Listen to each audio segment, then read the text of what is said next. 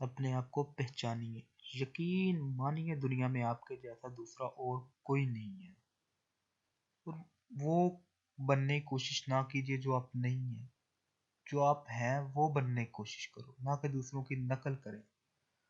آپ کو مثال دیتا ہوں ڈیل کارنیگی کی۔ ڈیل کارنیگی وہ شخص ہیں جن کے بارے میں کہا جاتا ہے کہ ان کی کتابیں دنیا میں آسمانی کتابوں کے بعد سب سے زیادہ پڑھی جاتی ہیں۔ ڈیل کارنیگی اپنی کتاب دولت شہرت کمانے کے 7 اصول میں لکھتے ہیں کہ انہیں ایک خاتون کا خط ملا، اور خط میں خاتون نے لکھتی ہیں کہ وہ بچپن میں بے حد حساس اور شرمیلی خاتون تھی، اور مریضہ حد تک شرمیلی تھی، اور جب انہیں اسکول داخل کروایا گیا تو غیر نصابی سرگرمیوں سے بھی کوسوں دور تھی۔ اب ہوا کیا، ان کی شخصیت ایک شرمیلی کی شرمیلی رہ گئی، اور وہ لوگوں کے درمیان گھلنے ملنے سے کترانے لگی۔ اب اس کی شادی ایک ایسے شخص سے ہوئی جو اس سے چند سال بڑا تھا۔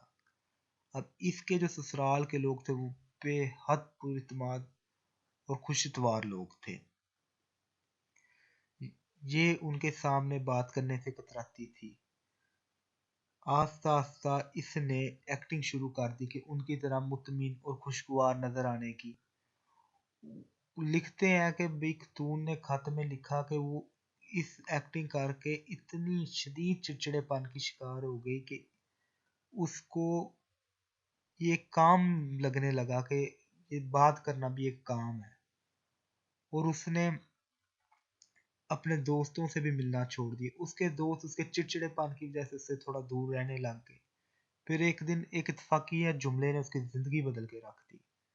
اس کی ساس اس سے اس معاملے میں ڈسکس کر رہی تھی کہ وہ بچوں کی پرورش میں کس چیز کو دیکھتی ہے، تو اس نے بتایا کہ بچوں کی پرورش میں کبھی اس چیز کو نہیں چھوڑنا چاہیے کہ وہ کیا کرنے کی کوشش کر رہے ہیں، وہ بننے کی کیا کوشش کر رہے ہیں۔